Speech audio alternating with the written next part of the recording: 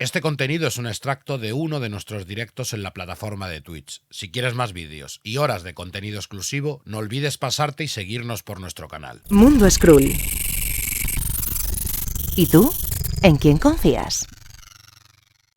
Ahora sí que sí, ¿no? Ahora sí que se ve. Pues vamos a ir hoy con Mundo Skrull, especial del terror. Pero antes de hablar del terror de Marvel, a lo mejor tendríamos que darnos una vueltecita por los años 40 y nos tendríamos que dar una vueltecita por los años 50 y hablar qué es lo que ocurrió, ¿Qué es lo que ocurrió? Pues que estos cómics vendían a patadas. Aquí estamos hablando de una época en la que los ejemplares de cómic no eran raro que llegaran entre los 500.000, el millón e incluso pasando los 2 millones de ejemplares, ya que el cómic era un medio tradicional de entretenimiento, no teníamos otros productos multimedia como podía ser la televisión, no teníamos el cine o eran cosas un poquito más limitadas, aunque aquí en los años 40-50 el cine de terror también tuvo su explosión.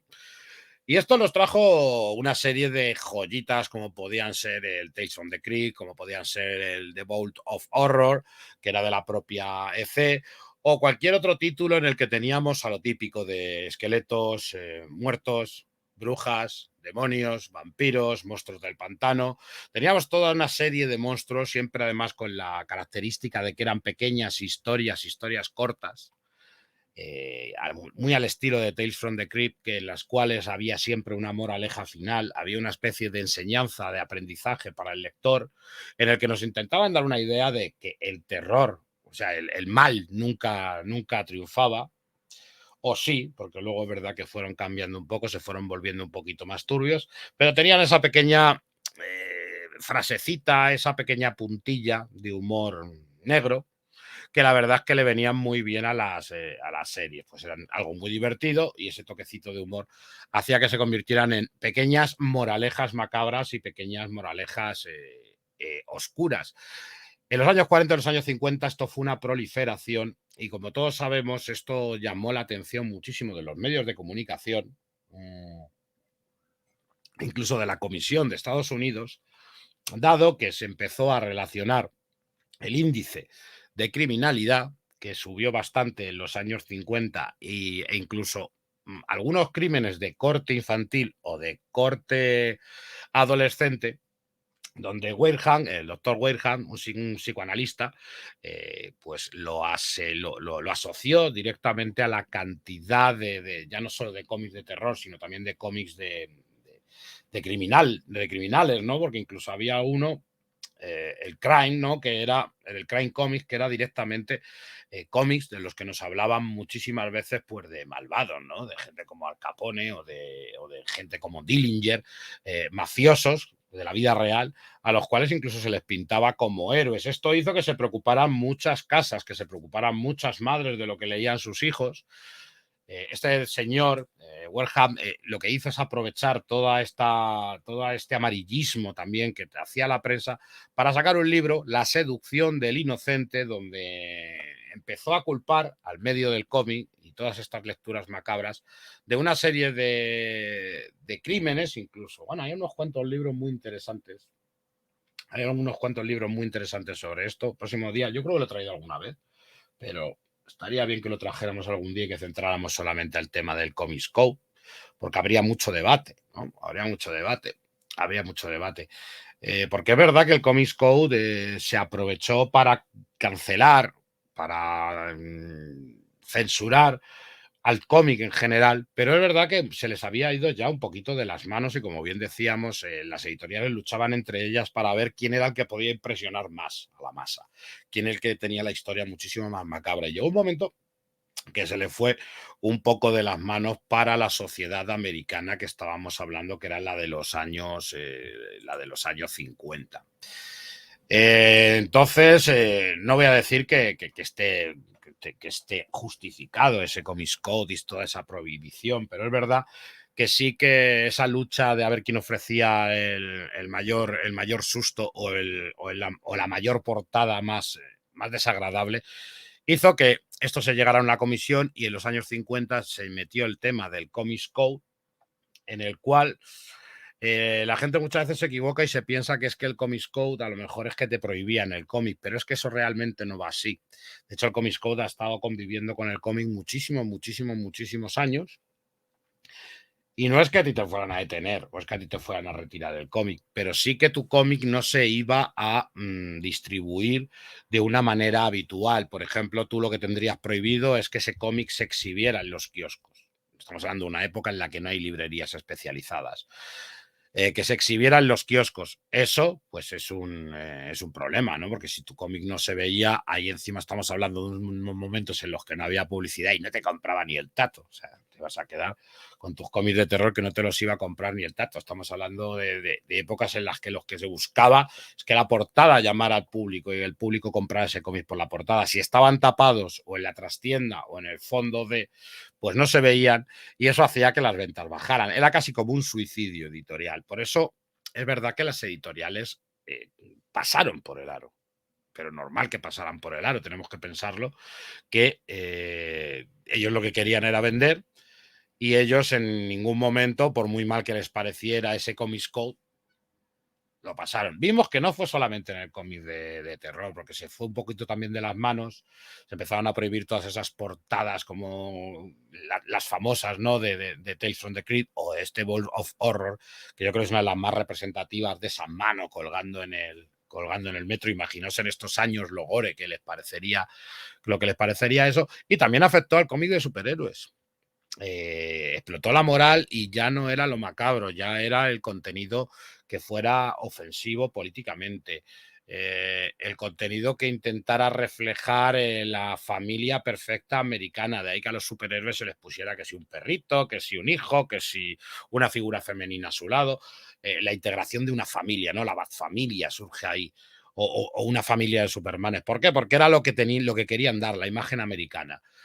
Entonces esto pues duró varios años, desde los años 50, en los años 60 pues poquito a poco las editoriales fueron esquivándolo de una o de otra manera y bueno, nos acompañó bastantes décadas hasta que por fin directamente se dejó de usar, pero sobre todo en el cómic de terror pues tuvo la mayoría de la culpa de todo esto.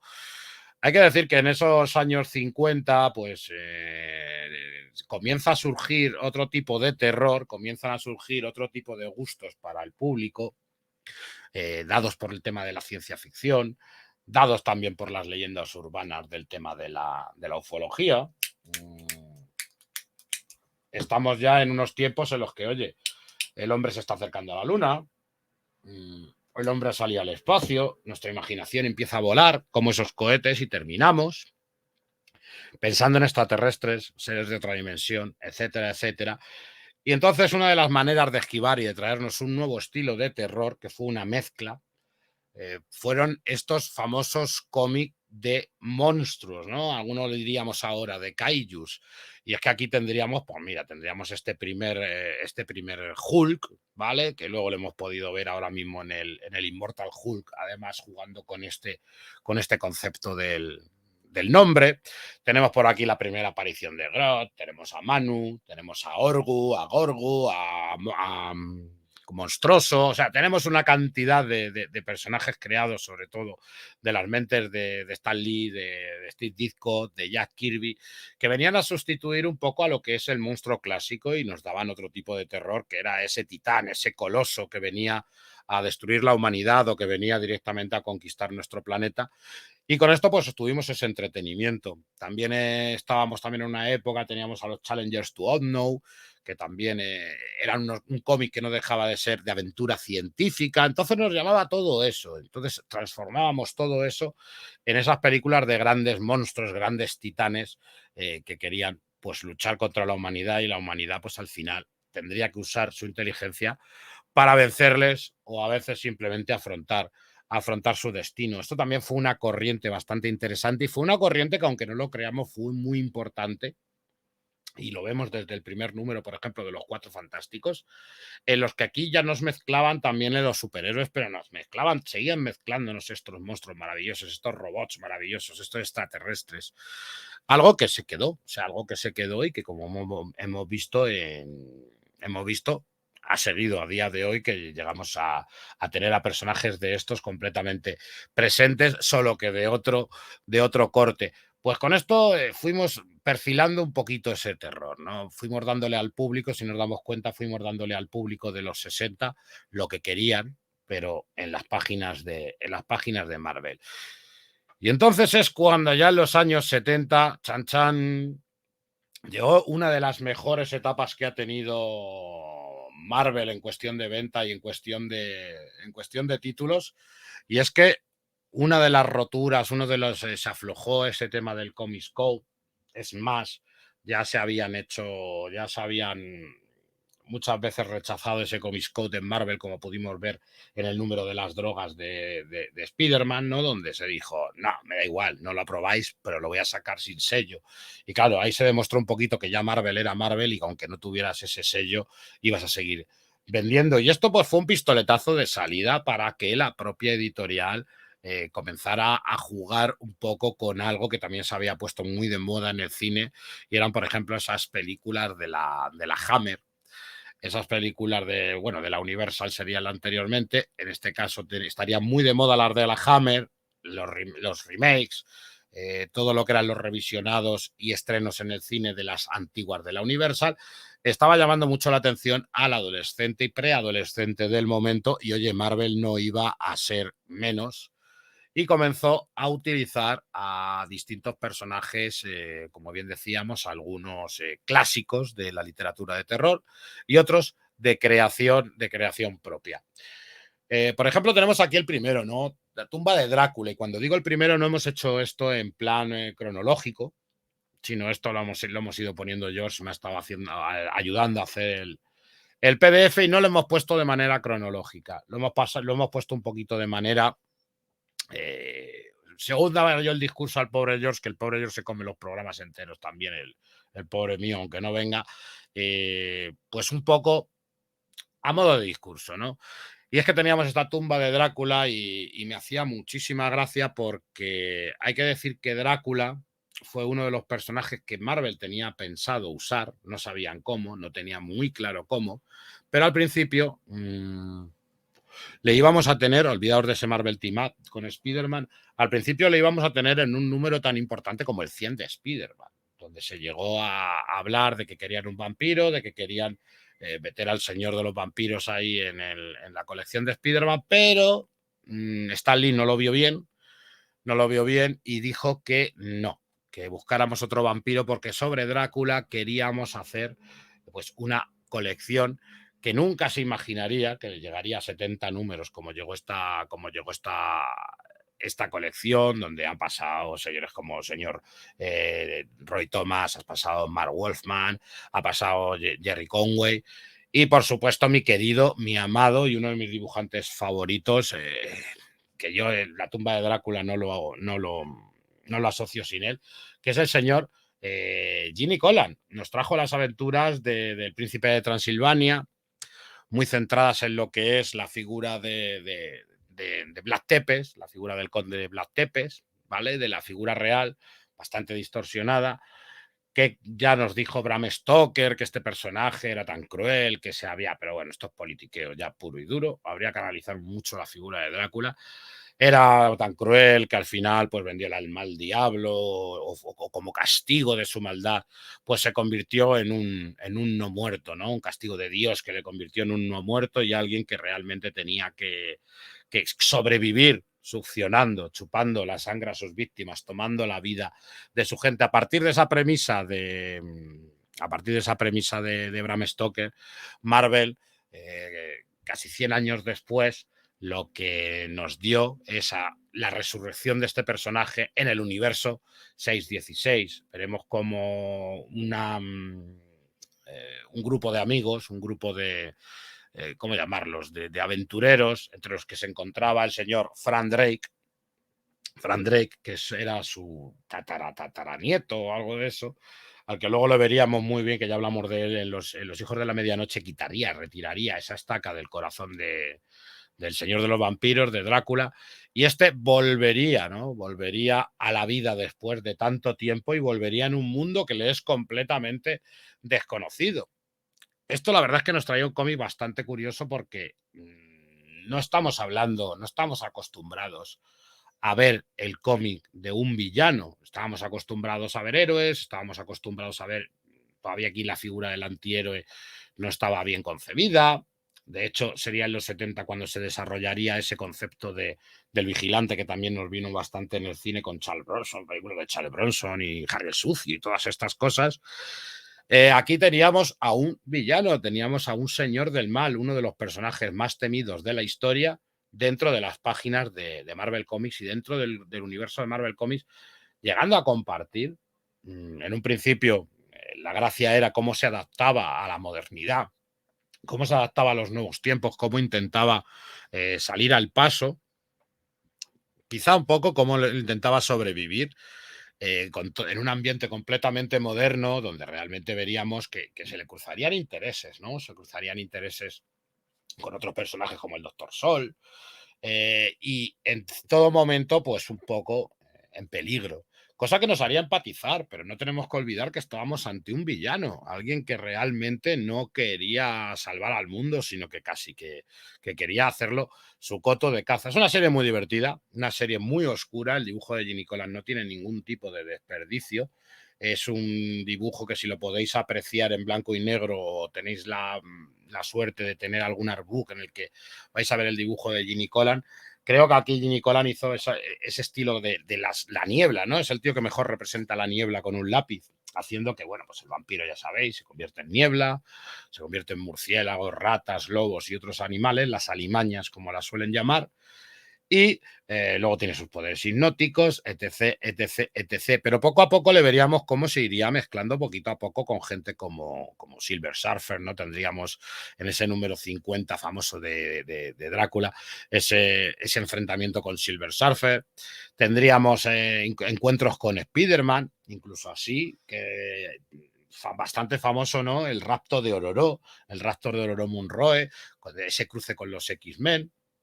E incluso, oye, tendríamos pues un par de intervenciones y un par de crossovers que tendría con el mismísimo Stephen Strange. Estaba claro que cualquier personaje de corte sobrenatural tendría que pasar sobre uno de los preferidos de Wolfman y Ginny Colan, que era el Doctor Extraño. Y la verdad es que fue una serie que tuvo bastante éxito, tuvo mucho éxito, llegando a tener varias colecciones. Luego lo veremos cuando digo esto de varias colecciones, llegando a tener 70 números en las que se pueden diferenciar dos grupos bastante aislados. Una,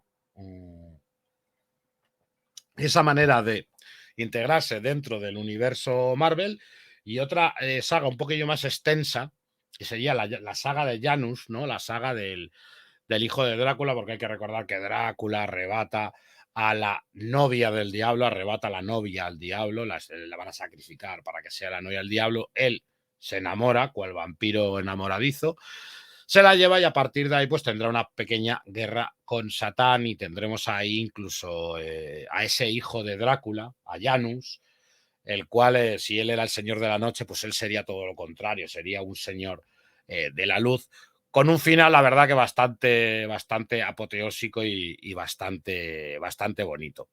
Una serie muy entretenida, una serie que han tenido que pasar muchos años, la hemos tenido en Marvel Limited Edition, ahora por fin la tenemos también en la biblioteca Drácula de Panini, y el que no la tenga, pues que se haga con ella. Es una pequeña maravilla a nivel gráfico. A nivel de guión, pues bueno, es que hoy las historias que os vamos a contar aquí, quizá a nivel de guión no esperéis el terror, algo que os deje, tenéis que poneros en la época y tenéis sobre todo que convertirlo en algo un poco más light, ¿no? Para los adolescentes. Pero aún así son historias súper divertidas. Son historias que a veces pecan de la inocencia propia de los años 70, pero que aún así son disfrutables 100%. Yo hoy según lo miraba, según estaba haciendo el PDF con Georgie, le decía, tío, es que no me estoy dando cuenta que pueden ser posiblemente de mis cómics favoritos, ¿no? Los releo, los leo, los releo, los releo. Digo, y cada día me lo paso mejor con ellos.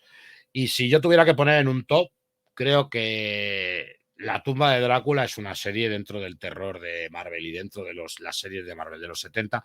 Creo que es un título completamente sobresaliente.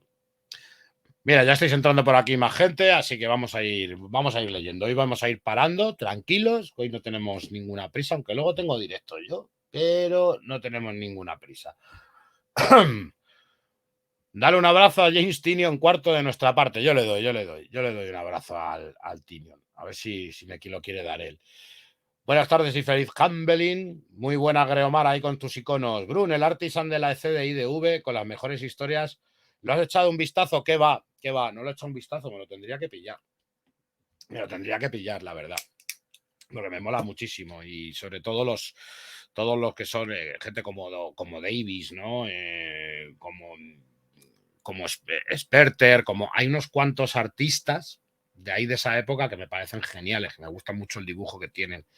Y aunque solo sea por el dibujo y por las historias que también me gustan, lo de Tales from the Crypt, tengo que continuar porque tengo el 1 y el 2 y creo que van por el tercero y me lo tengo que volver y me tengo que pillar uno de los terceros. Que todo el que quiera también. Cómic de terror clásico, años 40, años 50, aparte de estos de Tales from the Crypt, ¿no?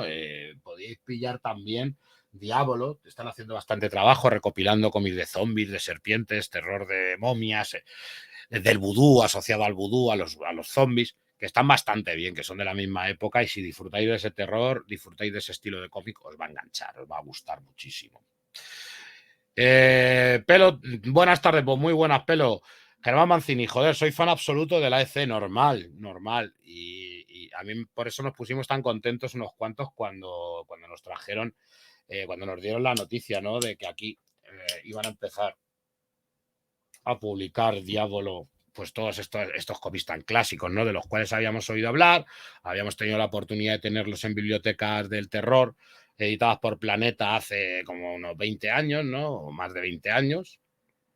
Pero pues ahora la tenemos en un formato de buen tamaño y la verdad es que muy bien editado con los colores restaurados. Muy buena, Charlie90, ya estás mejor, sí, hombre, algo mejor estoy, ya estoy vivo, ya estoy vivo. Y Alvar dice, bueno, me preguntas un poco, bueno, estáis hablando entre vosotros, el Artisan con las mejores historias, pues yo lo voy a pillar y Alvar, solo te digo eso. Vicente Cárcel, buenas a todos, muy buenas, Vicente, muy buenas, David. Comicazo La tumba de Drácula. Sí, es comicazo, al menos es muy divertido. Yo creo que los cómics son para entretener, aunque poco terror vas a sacar de aquí. Lo que pasa que, bueno, a lo mejor imagino que en esa época la gente se acojonaría. Que no sale mi suscripción. Pues no lo sé, David, es que hoy estoy solo, no tengo ni abierto el Twitch, con eso te digo todo. Pero si es así, pues muchísimas gracias, chaval. Ojalá una edición guapa en blanco y negro. Hubo en su día, Sergio, una edición. Panini empezó a publicar unos formatos que al final es el único experimento que se hizo, ¿no? Eran como guías de teléfono, eran como unas guías con un papel malo de cojones, tomos de tapa blanda, a un precio bastante ajustado para la cantidad de páginas de las páginas que tenía, ¿vale? Entonces, pues bueno, la verdad es que molaba mucho, sacaron el 1, sacaron el 2, nos dejaron ahí colgado, faltaba uno para terminar, pero tuvo que ser un experimento que no les funcionó. Y yo siempre he dicho que la tumba de Drácula, como yo al principio la había leído en blanco y negro, en los tomitos esto de la biblioteca de Planeta, pues la verdad es que los disfruté mucho en blanco y negro, y es que Ginny Colan en blanco y negro es completamente bestial. A mí me hubiera molado que se hubieran, a lo mejor en vez de sacar la biblioteca esto, si me hubieran sacado en blanco y negro, lo hubiera disfrutado más. Que luego hubiera gente que se hubiera quejado, pues yo lo quiero como el original, pero bueno, ya sabemos cómo va. Pero yo en blanco y negro, o mínimo un Artisan Edition de esto, un Artisan Edition de la tumba de Drácula, estaría genial tenerlo. El dibujo de Ginny Colan mítico, totalmente. Y además Ginny Colan, yo soy muy fan de los últimos años de Ginny Colan, de los últimos 10 años de Ginny Colan, donde retorcía la figura y llevaba la figura al extremo. Mira, hay una curiosidad, lo que pasa es que no lo tengo por aquí. Tendría que buscarlo, os lo traigo el próximo día si queréis en lecturas olvidadas. Hay una vuelta de Mark Wolfman y Ginny Colan con Drácula. Hay una vuelta. En la editorial Dark Horse, otra historia de otro Drácula, ¿no? Pero bueno, más o menos muy parecido a este Drácula, donde ahí el Ginny Colan, el trabajo de Ginny Colan está que se sale, pero está que se sale, deforma las figuras, hace un Drácula completamente monstruoso. experimentando mucho con esa deformación de la figura y es auténticamente maravilloso, que habrá mucha gente que le choque y dirá, hostias, se ha pasado la anatomía. Es que la anatomía ahí ya no, a él no le importa, ¿no? Dobla, hace unas perspectivas muy extrañas, pero a mí me encanta, me vuelve muy loco este hombre. A ver qué me decís por aquí. Hola, Brun, Laura desde la cuenta de Tirso. Laurita, guapa. Yo ya necesito el Norrin con el Drácula, ya lo sé, Perse. Encima te he pasado yo hoy la portada esa sin querer y ya ha sido como desatar al Kraken. Namor se ha enfrentado a Drácula, ¿qué va? Porque a Drácula le da miedo el agua y el Namor pues no ha salido nunca, no ha salido nunca del agua. Lo malo de Drácula es que nunca gana. Molaría que Drácula venciera a unos cuantos y que la liara bien. Hombre, aquí ha vencido a unos cuantos. O sea, aquí ha vencido unos cuantos, ¿eh? De hecho, bueno, aquí la serie termina con la muerte de Drácula, pero luego veremos que volvió. O sea, veremos que volvió. Sin embargo, los que habían muerto para llevárselo a él, no volvió ninguno. Ahí lo dejo. La tumba de Drácula, dice Vicente, estéticamente ha hecho mucho más que aguantar el tipo con el tiempo. El dibujo de Colan es increíblemente reconocible en cualquier viñeta. Una auténtica maravilla y de una personalidad abrumadora, totalmente. Luego nos dice Frandal, ¡buah, qué ganas de este directo! Ojalá reediten el material de los MLE, la biblioteca Marvel. Hola a todos, escrulazos. Pues sí, Frandal, yo también soy de los que lo piensa. Hay que decir que luego este material ha tenido la mala suerte de eso, de que se ha convertido casi en un material selecto, ¿no? De culto, de que no han apostado por ello las grandes editoriales españolas, pero sí saben que es un producto que llama la atención a unos cuantos viejunos como yo, que nos gusta pues todo esto directamente, pues todo esto, lo clásico y tal, pero claro, hay que pagarlo, tío, hay que pagarlo. Yo, por ejemplo, este de Drácula lo tengo en Biblioteca Drácula, no lo tengo en Marvel Limited Edition. Lo que sí tengo en Marvel Limited Edition son los trozos que sacaron de Drácula, el de principio y fin, el Tumba de Drácula Magazine y Vampire Tales. ¿Y cuál es el otro? Drácula Lives. Eso sí los tengo en tomos, pero este lo tengo yo en biblioteca. No llegué a los tomos de Marvel Limited Edition y cuando quise hacerla ya había unos cuantos completamente inencontrables. Y esto sería, pues Drácula no es que fuera el que abriera el pistoletazo de salida, pero sí que creo que es importante para hablar en este programa, porque ¿quién no conoce al vampiro? ¿Quién no conoce al señor de los vampiros? Y algún día pues hasta haremos un programa del vampirismo en el universo Marvel, ¿no? Porque tiene su historia, porque luego veremos que el final de todo esto vendrá con la fórmula Montesí, ¿no? La que traerá la destrucción de todos los vampiros y que tanto juego dio, por ejemplo, en las siguientes páginas del Doctor Extraño. Como vemos, no solamente tuvimos la serie de Drácula, sino que, oye, Drácula tuvo tal éxito que tuvo desde adaptaciones propias de la novela de Bram Stoker, ¿vale? También por Roy Thomas, hasta tuvimos este Drácula Lives, que era un formato magazine. Estaba en ese momento Stan Lee estaba enamoradísimo del formato magazine que tanto gustaba en los 70 y llegó a estos personajes y adaptó a estos personajes, pues sobre todo a un público un poco más adulto, que es los que compraban estos cómics en blanco y negro, estaban más acostumbrados a las revistas de terror clásico y por eso tiraba más de blanco y negro, incluso las temáticas eran un poco más sórdidas y más adultas dentro de lo que se podía hacer en ese momento, puesto que iba para otro público. Antes hablábamos de que se había intentado meter a Drácula dentro del universo Marvel, dentro de Spider-Man, y que Stan Lee que no quería que se usara y quería darle una serie propia. Y así fue.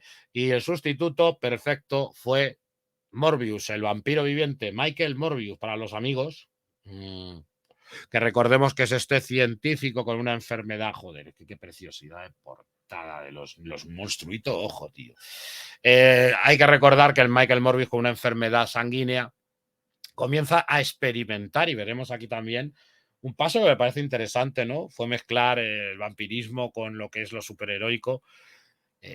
Para hacer frente a esa enfermedad sanguínea se pone a estudiar a los vampiros africanos. Hablamos de los vampiros, los murciélagos que chupan sangre, que se alimentan a partir de la hemoglobina. Pues los murciélagos que todos conocemos, que se alimentan de sangre. Él empieza a hacer unos estudios con ellos, empieza a tocar el tema del ADN, El caso es que empieza a buscar la solución a su enfermedad con la mala suerte de que no conseguirá curarse, sino que conseguirá convertirse en este monstruo sediento de sangre, el cual chocará con un Spider-Man muy especial en esos momentos, porque hay que recordar que la primera aparición de Morbius es en la saga de los 6 brazos de Spider-Man, que si no me equivoco es el 101. No me equivoco, creo que es el 100 y el 101 de Spider-Man, donde ahí pues tenía el problema de que igual se había intentado curar el Spider-Manismo, el Peter Parker, y al final pues le había liado pardaca y le habían salido 6 brazos. Luego con el tema de la sangre de Morbius y el tema de la ayuda de Morbius, pues que tendrá su cura, entre comillas, porque volverá a recuperar su forma original. Pero hay que decir que luego Morbius, pues bueno, fue pillando fama, tanto dentro de la historia de Vampire Tales, era, como siempre se anunciaba, un vampiro científico. En este caso no había nada sobrenatural, hasta tiempo después no habría nada sobrenatural con Morbius, pero sí nos lo metía en ese ambiente del terror, monstruos, sectas, demonios venidos de otra dimensión, serían pues los personajes con los que tendría que librar este personaje, a la vez que incluso muchas veces compartir páginas con otros héroes, como podía ser La Cosa, como podía ser Hulka, como podía ser incluso Spider-Woman, Jessica Drew, y pues ahí le vimos pues unas aventuras un poquillo más superheroicas. Luego tuvo ahí su cabecera dentro de Adventure into the Fear, donde tuvo varios números, y esto, pues si no recuerdo mal, fue el año pasado cuando nos dieron una hostia, cuando sacaron también un especial de un tomazo así de Morbius, yo me lo tuve que comprar. Café para los muy cafeteros, no nos vamos a mentir, en los cuales pues ya no solamente nos recogía los números de Morbius, sino que también nos recogía los que había, si no me equivoco, también en Vampire Tales, y nos recogía pues estos cruces del Marvel 2-in-1 o del Savage She-Hulk y de todas estas series donde había hecho completa aparición el Morbius más clásico. Me encanta este personaje. Me encanta este personaje, siempre me ha gustado. Y bueno, pese a ser un sustituto de Drácula, pues creo que, oye, tiene su propia historia, ¿verdad? Tiene su propio origen y es un personaje que le hemos seguido viendo después de todo este tiempo y que ha hecho su propia mitología y que, como vimos el otro día, pues incluso pasará a formar parte de los Hijos de la Medianoche en los 90 y a tener una oportunidad más en los 90. Otro que también, además que está muy, muy en boca de todo mundo por el capítulo que sacaron especial, que si me preguntáis, ¿lo has visto, Brum? Lo vi un rato y me dormí, no porque el capítulo fuera malo, porque ahí me estaba entreteniendo, sino porque quizá me lo puse en mal momento, me lo pondría a las tantas de la mañana antes de dormir y me quedé crunchado y me vi un ratillo. Es este capítulo en blanco y negro, intentando pues un poco homenajear a los cómics de los que estamos hablando hoy, darle ese aspecto más clásico, y es ese Werewolf by Night. Y es que aquí tenemos a Jack Russell. Aquí pues se intentó llevar otro de los personajes míticos de la Universal, otro de los personajes míticos de la Hammer, era el Werewolf, ¿no? El hombre lobo. Pues Marvel hizo su propio hombre lobo, tuvo el propio origen de su hombre lobo, porque aquí tendríamos a Jack Russell, que Jack Russell realmente era hijo de era hijo de, bueno, hijo de su padre, pero su padre al mismo tiempo era todo de una rama de hombres lobos. Su tatarabuelo pues había incluso luchado contra Drácula y había sido mordido por una mujer loba, y eso hizo que la maldición pues se extendiera a lo largo de los siglos. Murió el padre de Jack Russell, la madre piró hacia Estados Unidos, viajó hacia Estados Unidos, buscó otro marido, se casó, y Jack Russell en secreto, pues a los 18 años empezaría a tener unas ciertas manifestaciones de ira, empezaría a tener problemas con la licantropía, a convertirse en hombre lobo, y ante todo lo que tenía la gracia de la serie era perder ese control. No controlaba al animal, cada vez que se transformaba era casi como una lucha contra sí mismo. Y las aventuras, pues también bastante divertidas. No van a salirse muy de la tónica de los enemigos en las que nos estaba hablando con Morbius, pues monstruos, demonios. Vamos a ver incluso algunos monstruos que molan muchísimo, pero que solo han salido una vez en estos cómics, porque morían y ya no han sido nunca más usados. Incluso aquí tendríamos, Featuris, ¿no? De gente como Iron Man, incluso, o tendríamos al mismísimo Caballero Luna, porque ya hay que pensar que en estas páginas es donde se descubre completamente el origen del Caballero Luna. Son historias muy divertidas, muy majaronas, muy locas. Parece casi una película de los Monty Python en las que pues tendremos enfrentamientos incluso a distintos monstruos también de la franquicia, ¿no? Porque veríamos a este Werewolf by Night también luchando, por ejemplo, contra Drácula y esos encontronazos, al mismo tiempo que íbamos conociendo un poco la personalidad de Jack Russell y el cómo buscaba su sitito en la tierra donde pudiera dar menos problemas, pero al final los problemas siempre le acababan encontrando a él. Es un personaje que luego se ha usado en Marvel y que se ha ido transformando, donde aquí le tenemos el hombre lobo más clásico, pero luego tendremos en Marvel una forma más lupina, una forma más parecida a un lobo, más animalesca, donde veríamos las patas flexionadas como un lobo, incluso esa columna arqueada o incluso el morro más largo y las orejas más largas que tendrían que ver también con un ciclo argumental en la que es engañado, se le intenta controlar, pero al final esto hace que tenga un descontrol. Y luego por fin tendríamos a un Jack Russell que controlaría a la bestia y esto nos traería unos cómics un poco más superheroicos, puesto que él ya controlaba su transformación y controlaba la ética y el buen hacer del personaje. Posiblemente es otra de mis favoritas, porque me lo paso como un loco. Personajes muy majarones, personajes muy extraños, pero disfrutable al 100%. Y lo importante que también veremos caras completamente conocidas. Yo la recomiendo, pero 100% de lo divertido que es. ¿Qué dice Vicente? No olvidéis ese magnífico Elseworld de Batman de Nick Holland, donde el monje le convierte a él y a Robin en vampiro. No se puede dibujar mejor a un vampiro. Increíble que todavía no se haya reeditado esa joya. Se reeditará, dicen. David Leva, bueno, me toca jugar con mis crías a los Legos. Luego os veo. Venga, venga, David, un abrazo. Y de Werewolf by Night, es que mira, es que tiene auténticas maravillas de portadas. Mira, contra Ojos de Fuego que salió en un número. Tenemos aquí con el hermano Vudú, el cual tendrá aquí también su sitio. Es un cómic completamente recomendable. Aquí se recopiló Marvel Limited Edition en tres tomitos. Tres tomitos. No me arrepiento para nada de tenerlos. Ghost Rider. Ghost Rider, año 70, Ghost Rider. ¿Hace falta que os hable del Ghost Rider? ¿O simplemente hace falta que os recuerde que tenemos un programa de 2 horas 40 minutos hablando sobre la figura del cráneo llameante? Del cráneo llameante. Así que poquito vamos a contar, ¿no?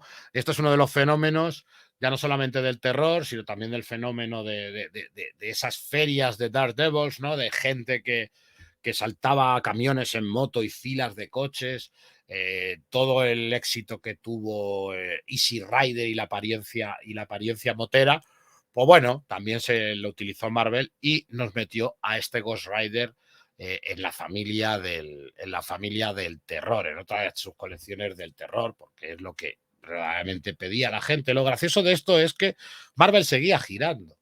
Son universos que ocurrían y uno de los secretos que tienen es que están en consonancia con el resto de colecciones, ¿no? Y yo creo que ahí también es la gracia, que no están separados, ¿no? Era una manera de decir que el espacio sobrenatural tenía también su lugar en Marvel. Y si hablamos de Ghost Rider, pues hablamos de primera aparición, también, por supuesto, en el Ghost Rider, de otro de los personajes también representativos de los años 70, que sería este hijo de Satán, también conocido como Hearthstone, hijo de Satán, que bueno, este es quizás uno de los personajes más desconocidos, uno de los personajes que menos tirada que ha tenido en España, porque, no sé, quizá por su apariencia lo hemos podido ver luego en los Nuevos Vengadores, lo pudimos ver en los Defensores, lo hemos podido ver en ciertos sitios, pero quizá no lo tenemos tan asociados al terror porque buscó sus lares en otro lado, más superheroico. Y es que aquí tenemos al mismísimo hijo de Satán. Luego en la serie veremos que no es así, pero tendremos que esperar muchísimas décadas y tendremos que esperar a que venga Warren Ellis a cambiarle el origen y decirles que no era Satán, sino que era otro demonio, el cual se hacía pasar por él. Y es que aquí tenemos a Daimon Hellstrom. Daimon Hellstrom, pues es hijo de una humana, hijo del mismísimo Satanás. Cuando él y su hermana Satana eran niños, pues luego su padre les abandonó, pero vino a reclamarlos a cierta edad y se interesó en las artes oscuras, se interesó en enseñarles en las artes oscuras y darles un poquito ese alma oscura y esos poderes un poco satánicos y llevarlos a su campo de juego del mal. Cosa a lo que la madre pues empezó a dar cuenta y no le gustó mucho la idea, no nos vamos a mentir, no le gustó mucho la idea. Y esto hizo que el propio Satán se deshiciera de la madre, matara a la madre y se quedara con los dos críos. Ante la negativa de aprender las artes del mal, pues se quedaría con Satana y Daimon Hellstrom acabaría en un orfanato donde pues, poco a poco juraría vencer a todo el mal, juraría vencer a su padre. Y bueno, las historias estaban muy majillas. Estas quizá eran las más desconocidas. Esto lo tenéis en un tomo de Marvel Limited Edition. Y la verdad es que son bastante divertidas. Muy en la onda de las anteriores. Hay que recordar lo mismo. Villanos que te van a salir un número. Interpretaciones muy libres de los textos del infierno, ¿no? Y de ciertos personajes, pero siempre con ese, por favor, regustillo, con ese regustillo a cómic superheroico. Luego este personaje tuvo también oportunidades en los 90 bastante, tuvo como una caída en desgracia. La última serie que salió de él fue de Warren Ellis, la última serie propia. No, miento, tuvo una en Max. Tuvo una en el sello Max, inédita en España. Y luego, bueno, pues ha sido un personaje que ha ido de colección en colección, le hemos podido ver en Espíritus de la Venganza y cualquier cosa que tenga que ver con los Hijos de la Medianoche o con la parte más oscura, como por ejemplo hemos visto no me acuerdo cómo se llamaba la saga esa del Doctor Extraño, del último, la de Condened era, ¿no? O Condemnation o Damnation, algo de eso, también le hemos podido ver. Todo lo que necesite a un ente sobrenatural, pues aquí tenemos. Hay que recordar, Daimon Hellstrom también estuvo casado con Patsy Walker, también el Gata Infernal, que luego hay que ver ojalá rediten los primeros números de los 90 para que veáis qué problemas puede dar el estar casado con el hijo del mismísimo Satán. Tiene unas portadas que son maravillosas, como veis. No le faltarán sus crossover con Ghost Rider y por supuesto con Satana, que hoy no la hemos puesto aquí en la lista porque tampoco hay tanto material de ella, pero bueno, podríamos haberla sacado para decir que tenía incluso una serie que estaba dibujada por Leonardo Manco, que estaba escrita por Warren Ellis, pero que no llegó nunca a salir en Marvel. De hecho, en el tomazo este de Warren Ellis de Hellstrom tenéis unas páginas para poder verlo y la verdad es que se sale. Los que queráis disfrutar de este hijo de Satán, pues tenéis ahí el Marvel Limited Edition. Otro que no puede faltar, otro del que se está hablando bastante, ¿no? De Manthing. De Manthing. El hombre cosa, un personaje que siempre nos ha traído de cabeza a la gente, siempre ha habido como una discusión, el hombre cosa, la cosa del pantano, qué parecidos, salen, la verdad es que salen los dos al mismo tiempo, uno si no me equivoco sale en mayo del 71 y la cosa del pantano sale en junio-julio del 71 también. Entonces esa diferencia de tiempo siempre ha habido plagio, no plagio, y la verdad es que incluso en el tema de los orígenes, porque hay que recordar que el origen es más o menos parecido, ¿no? Cierta fórmula aquí está más metida dentro del universo Marvel, pero aquí cierta fórmula que tiene que ver mucho con el tema del super soldado, ¿vale? Un intento de réplica del suero de super soldado que no sale bien, pero hay una organización, IMA, detrás de todo este resultado, pues entonces se pondrán a perseguir a nuestro querido héroe, el cual tendrá pues un accidente y para que no recuperen esa fórmula, pues se la inyectará La magia del pantano, el tema de la fórmula y cuánto 5 series más, o sea, cosas más, hará que nuestro querido personaje Ted se convierta en el querido Manzin, el hombre cosa, que realmente es como un ser incorpóreo. Bueno, es corpóreo, pero realmente es como si fueran los restos, el moho, el limo, el barro del pantano, con dos piedrecitas rojas que serían esas dos esmeraldas que serían los ojos y cuyo guarda silencio, nunca habla, es casi como un voyeur, ¿no? Es casi como que está en silencio y él mira. Y es que su auténtico poder es directamente el tema de la empatía. Si tú sientes, él siente lo que tú sientas. En el momento que tú sientes miedo por el hombre cosa y toma contacto contigo, comienzas a arder. Esta quizás la serie más extraña, porque si bien empieza a ser un poco una serie que intenta tirar de lo que es el tema de terror, incluso con mucha crítica social, hay unos cuantos, los primeros números, había uno del servicio militar que me parecía que se juntaban varios ciudadanos americanos, ¿no? Y cada uno un hippie, el típico patriota y tal. Y había unas discusiones entre ellos donde realmente el protagonismo, él está de telón de fondo como observador y veías ciertas discusiones entre ellos que la verdad es que molaban muchísimo y te daban un poquillo a entender cuáles eran las posturas ideológicas que tenía el país. Luego, ciertas también filosofías morales, ciertas moralejas, o sea que tenía también un poco de ese toque de terror. Pero es verdad que luego se convertiría, o luego poco a poco la serie iría a convertirse en algo muy extraño, donde incluso veríamos que tendría bastante relación este personaje con Howard el Pato, porque no es otra cosa que el Manzin terminaría siendo el guardián de las realidades. Él terminaría siendo el guardián del portal que te puede llevar a cualquier realidad. Por lo tanto, la serie ahí cambió, por así decirlo, de terror, cambió un poquito más a un género más multidimensional y más fantástico, pero no deja de ser también una de las grandes joyas que tiene Marvel. Ya, vamos a ver, las portadas son tremendas. Mira, bueno, este número uno lo tengo yo en original. El número uno de The Manzin lo tengo yo en original ese. Es una de mis grandes joyitas. Pero mira, aquí se lucha con árboles. Eso sí, se pasa en el cómic matando cocodrilos. Los que gusten mucho los cocodrilos no vais a poder verlo, porque se pasa matando cocodrilos todo el cómic, el cabrón. Mira, roba niños, que cuando está ahí, él salva al niño, no lo roba. Él siempre es bondad. Y es muy gracioso también, porque vuelve a ser un poquito la idea de Marvel de que muchas veces el monstruo es más humano que los propios humanos. Mira la portada del número 2 que echa a cadenazos a los amantes hippies del parque. No, hombre, broma, pero echarle un ojillo porque la verdad es que es muy interesante. Lo que pasa es que no sé cómo para conseguir estarán los tres tomos de Manzin. No sé cómo estarán para conseguirlos, pero bueno, si os interesa podéis echar un vistacillo y podéis quitar el ansia del personaje. O como decían por ahí, a ver si se animan y empiezan a sacar bibliotecas de tal como hicieron como Drácula.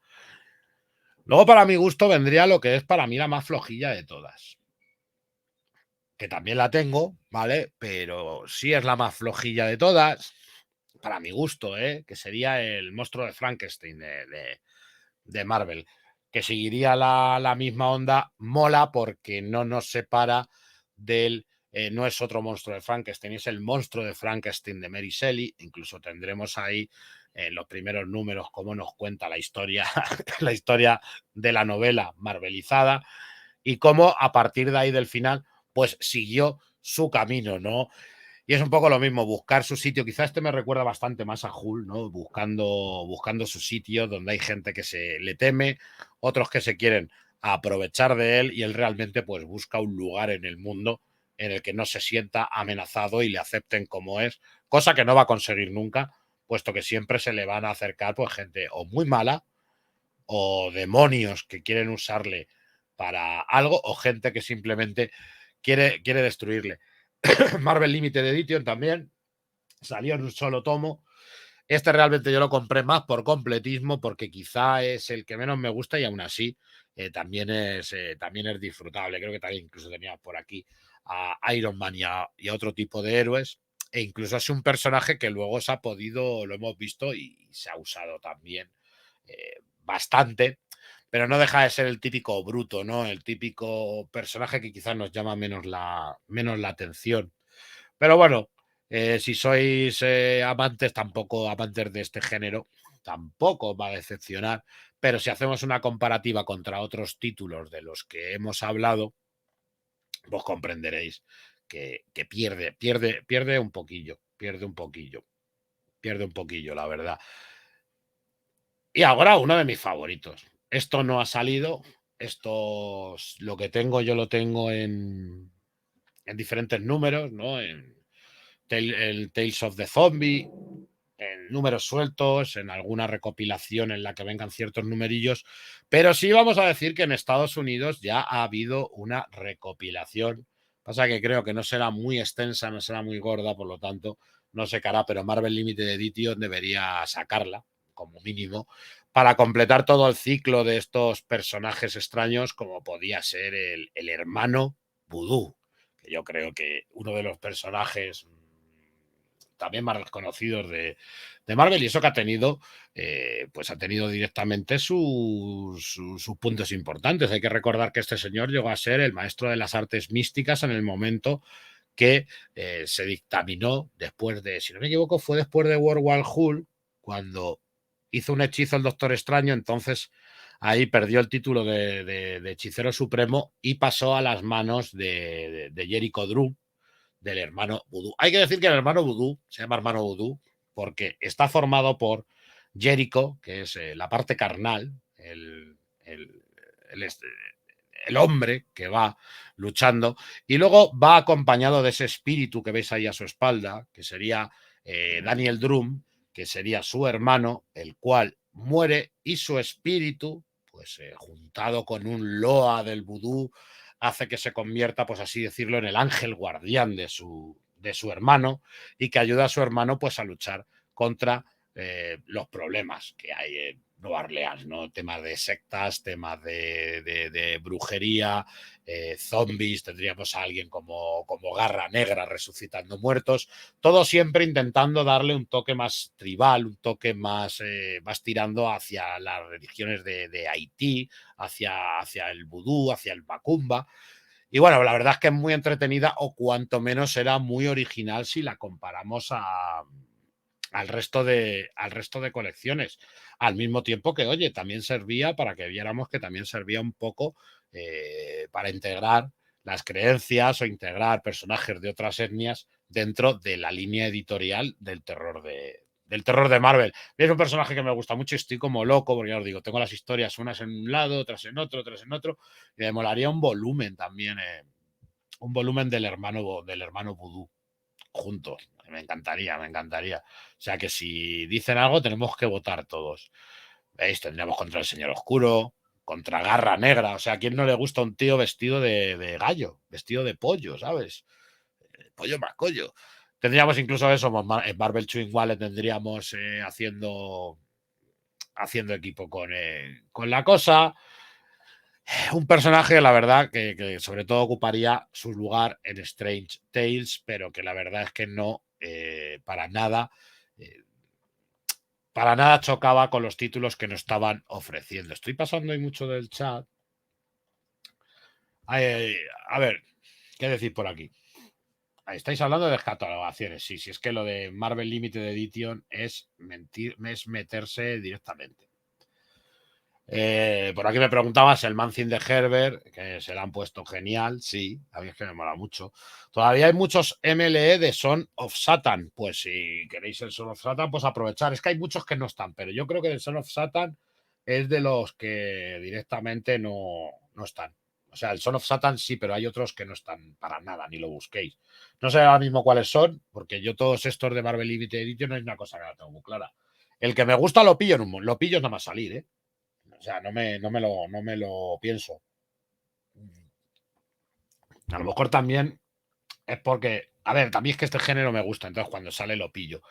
Pero luego los que no me pillo cuando salen es que no me los pillo, no me los suelo pillar. Y yo la verdad es que sí soy consumidor de Marvel Limited Edition, porque era la manera de conseguir ciertos títulos que no teníamos en otro momento.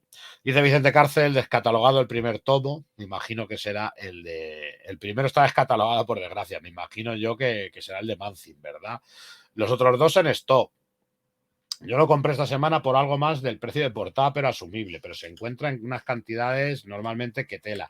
Sí, bueno, eso también ya es la especulación de cada uno. La especulación de cada uno. Sí, de hecho, no sé cómo estará, pero fíjate que ha salido la biblioteca de los Eternos, pero yo no sé cómo estarán los los Marvel Limited Edition de los Eternos. Y los que no quiero ni pensar cómo estarán porque no han salido en otro formato es el número 2, el Marvel Limited Edition de los Inhumanos. No quiero ni mirarlo, pero es que la especulación, Marvel Limited Edition, lo malo es que ha servido para eso. Para que la gente especule y nos deje a todos el culo romo con los precios que ponen. Que a veces es que es completamente de chiste. Yo lo compré esta semana por algo más. Bueno, eso lo hemos dicho. Dice, la gente compró primero y huyó vilmente. Pues puede ser. Es que no es una literatura, no es un cómic para todo el mundo, ¿eh? O sea, olvidaos del terror que tenemos concebido ahora, olvidaos de que realmente pases miedo. Esto es más usar los iconos del terror. Pues el hermano Vudú era para usar el tema de los zombies. El Ghost Rider era para también meter ese fenómeno de los moteros de los 70 que tanto se llevaban. Morbius era para darnos un vampiro un poco más moderno. El hijo de Satán, aunque no lo creáis, el Son of Satan, aunque no lo creáis, viene todo estipulado también por películas sobre temas de exorcismo, sobre temas de posesiones y todo eso. El cómic era un reflejo de las películas del cine, pero eso sí, haciéndolo un poco más blandito y haciéndolo un poco más llevadero para que se pudiera vender en los kioscos. Vamos, en una palabra.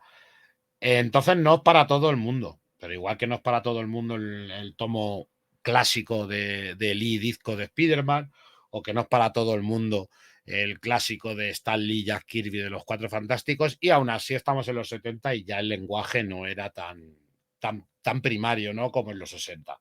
Pero aún así las historias nos pueden parecer auténticas mascaronadas, pero si disfrutas, ya te digo, si disfrutas con los demonios, con los monstruos, con los peligros venidos de otros lugares y peligros oscuros, eh, son vuestros cómics, son vuestros cómics. Sobre todo, más que de terror, pues los llamamos así por lo que representan, son cómics de aventura sobrenatural. Podríamos quizá llamarlo más así, aventuras sobrenaturales, más que cómics de terror. Pero vamos, que soy muy fan de esta mierda, ya lo sabéis. Y luego tendríamos, fijaos, luego en los 70 no nos quedaríamos solamente con. No nos quedaríamos solamente con lo que son esas colecciones. Tuvimos más, incluso tuvimos miniseries, tuvimos otras series que están bastante. Por ejemplo, esta de Mordred está completamente inédita. Pero bueno, importante, The Legion of Monster en Marvel Premiere. Este posiblemente es el número que más veces repetido tengo, porque este me sale en la colección del Ghost Rider, me sale en la colección de Morbius, en la del Hombre Lobo y en la de Manzin. O sea, que en todos los monstruitos estos en la reunión, además es un cómic mazo de gracioso, es un cómic súper divertido que tiene también su moraleja. Llega un momento que se pegan todos con todos, no sabes por qué se pegan. Pegan al villano, pero pegan a su compañero, empuja al motorista fantasma, el motorista fantasma le pega un empujón a Morbius le pega al hombre lobo. Bueno, ahí hay una locura. Es como una hostia de estas, es como una pelea de estas de Terence Hill y Bud Spencer en un bar, donde ya terminan pegándose todos con todos. Y al final matan al villano. Y el pobre villano era que al final lo que él venía era a ayudar a la Tierra y a dar los mejores deseos a todos los humanos para hacer la paz en la Tierra. E incluso a ellos les demostraba, les convertía a cada uno en su alter ego humano. Y les decía, mira, pues yo podría haber acabado con tu maldición. Pero hijo de putas, como me habéis matado, ya no. Y les quitaba otra vez y les volvía a convertir en lo que eran. Pero es un número súper divertido, pero ya os digo, lo tengo repetido en todas las colecciones. Luego tendríamos por aquí algunos numerillos de The Living Mummy también, pues no podía faltar. Lo que pasa es que fíjate, este personaje pegó bastante menos, y es una pena porque es lo que yo creo que nos faltaba. Que luego hemos tenido, mira, fijaos, tenemos hasta un número de Living Mummy, no sé si es del 2008, 2007, dibujado por Jonathan Hickman, guionizado y dibujado por Jonathan Hickman. Luego tendríamos a Id, que era el Living Colossus, el coloso viviente. Ahora que teníamos por ahí también al, ¿cómo se llamaba este? A Golem. Y a este Mordred, Mordred el místico, que si bien no es un personaje que entre mucho dentro del terror de primeras, luego sí es verdad que fue un personaje que tiró hacia el mal, lo convirtieron hacia el mal, e incluso en los 90, en la reinterpretación que tuvo para Los Hijos de la Medianoche, pues ya cambió bastante y ya estaba muy metido, ¿no?, en el mundo sobrenatural de los cómics Marvel. No sé si ya cosas como Living Colossus o Living Mummy se recopilarán, pero podrían, aunque sea, hacer un mix, ¿no?, de las mejores historias, porque tampoco, ya os digo, no son series de 70 números, o a lo mejor series que se puedan recopilar en tochazos de 300 páginas, pero bueno, también los fans del terror de Marvel lo merecemos. Y esta fue la onda también. En los 70 ya no solo nos quedamos con esos cómics más llevados a los adolescentes, sino que empezaron a surgir, pues, el vicio del señor Stan Lee, que eran los magazines, ¿no? Entonces, se llevaba mucho las revistas, se llevaba mucho los magazines, y fue un experimento que también realizó, por supuesto, realizó Marvel. Y aquí nos trajo, por ejemplo, ese Drácula Lives, donde eran historias de diferentes autores, los cuales, pues, nos iban presentando historias un poco fuera de la continuidad de Drácula, ¿no? De cómo se movía, pero fuera de la continuidad, que incluso muchas veces nos contaban historias de su pasado, ¿no? Historias más de Vlad Tepes que del propio Conde Drácula, o incluso historias del Conde Drácula en el pasado, para reflejarnos de que realmente, pues, es un personaje que era completamente eterno. Por otro lado, tuvimos el Vampire Tales, que, como bien digo, aparte de tener alguna historia de Drácula, se centró bastante más en lo que era Morbius, el vampiro viviente, e incluso aquí tuvo apariciones también, bastantes historias en Vampire Tales, Blade, el cual ya le habíamos podido ver junto con Aníbal King y con Frank Drake. Recordemos, para el pariente de Drácula que le quita la estaca, le habíamos visto hacer equipo incluso con el Doctor Extraño, pues para vencer a Drácula. Y este grupito de tres, de Blade, Frank Drake, Aníbal King, que por supuesto Aníbal King era un vampiro, era un detective privado que es mordido por un vampiro, y es un vampiro que, para no morder a la peña, para no chupar la sangre a la peña, lo que hace es beber alcohol, ¿no? Y al final es un vampiro alcohólico que, cuando tiene muchas ganas de beber sangre para no hacerlo, pues se trinca 4 Goldams el cabrón. O sea que no he visto peor excusa en mi vida, pero son con los que luego formarían los Night Stalkers, cazadores de vampiros, llamados aquí en España, en la serie de Los Hijos de la Medianoche de los 90. Pero bueno, de Los Hijos de la Medianoche de los 90, esto va a ser una primera parte. Os digo, el programa de hoy va a ser una primera parte, porque se le decía a George, oye, podemos hacer ahí, me voy a hacer unos cuantos especiales de terror, para luego meterlos en su carpetita en YouTube, y que vayamos por épocas. Habrá un especial de los hijos de los Hijos de la Medianoche. Pero ahí hablaremos más de estos personajes y de cómo se trasladan estos personajes de los 70 ahí, porque me parece una fórmula interesante. Luego tendríamos el Tales of the Zombie. Pues no podían faltar, chicos. Estamos hablando ya no solamente de que estaban partiendo la taquilla los vampiros, estábamos hablando de que ya estaban partiendo la taquilla los zombies, los muertos vivientes, ¿no? Los Walking Dead. Y Tales of Zombie, pues la verdad es que nos iba a presentar eso. ¿Y quién teníamos de representativo para el tema de los zombies? Pues teníamos a el hermano Voodoo, por supuesto, luchando contra todos esos zombies, toda esa cultura zombie de Haití, Tahití, todas esas islas, que al mismo tiempo Me gusta a mí me gusta mucho porque además hay que decir que todo lo que es el vudú, la macumba, es una cosa africana, pero que realmente se instala en Haití por la cantidad de esclavos que se trajeron de África. Entonces, lo que empiezan a ocultar un poco entre la santería, empiezan a ocultar sus creencias bajo las imágenes religiosas, de ahí nace la santería, bajo las imágenes religiosas del colonizador, ellos empiezan a transformar un poco, a asemejarlo a sus dioses y de hecho empiezan a usar el vudú y la macumba, la empiezan a usar en contra del opresor y el esclavizador. Entonces me gusta muchísimo la historia que tiene el vudú ahí. Como la serpiente arcoíris, ¿no? Era la película. Ahí hay una película, creo, en La serpiente arcoíris, que lo explica bastante bien. Está bastante maja. Si no me equivoco, salía hasta Mickey Rourke, creo. Pues también teníamos en este Tales of the Zombie, pues aparte del hermano vudú, teníamos también la presentación de un personaje que tampoco es muy conocido, pero si os digo Simon Gard de Zombie, creo que más de uno le va a sonar. De hecho, luego tuvo incluso varias series y una de ellas dibujadas por Kyle Hoth dentro del sello Max, donde íbamos a ver al Simon Gard hacer actos muy impuros con una vaca. O sea, ahí os lo dejo, si podéis encontrar la imagen por internet, echarle un ojo. De ahí que esa serie saliera en el sello Max.